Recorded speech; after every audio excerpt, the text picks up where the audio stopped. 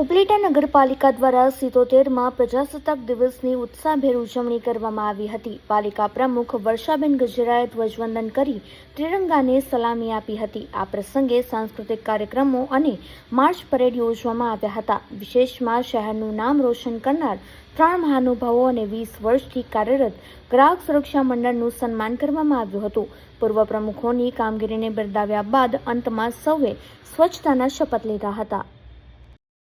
આજના 77માં પ્રજાસત્તાક દિવસની ઉપલેટા બાવલા ચોક હાઈસ્કૂલ ખાતે ઉપલેટા નગરપાલિકાની ટીમ અને સમગ્ર ઉપલેટાના નગરપાલિકાની ટીમ અને સમગ્ર ઉપલેટાના ગ્રામજનોની હાજરીમાં ભવ્ય રીતે ઉજવણી કરવામાં આવી।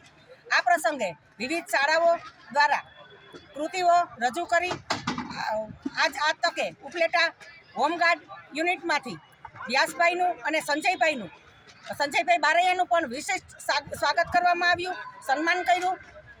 વિવિધ વિદ્યાર્થીઓનું પણ સન્માન કરેલું હતું અને આ તકે ઉપલેટા 1950થી અત્યાર સુધીના પૂર્વ પ્રમુખ નગરપાલિકાના તેને યાદ કરી અને તેને પણ આજે સન્માન અમે નગરપાલિકાની ટીમ અને સંગઠનની ટીમ આખી ઉપલેટાના આગેવાન દ્વારા એનું સન્માન કરવામાં આવ્યું। આ તકે ભરતભાઈ રાનપરિયા પત્રકાર તેનું પણ સન્માન કરવામાં આવ્યું। આજના દિવસે પ્રજાસત્તાક દિવસને ખૂબ ભવ્યથી ભવ્ય ઉજવણી કરવામાં આવી।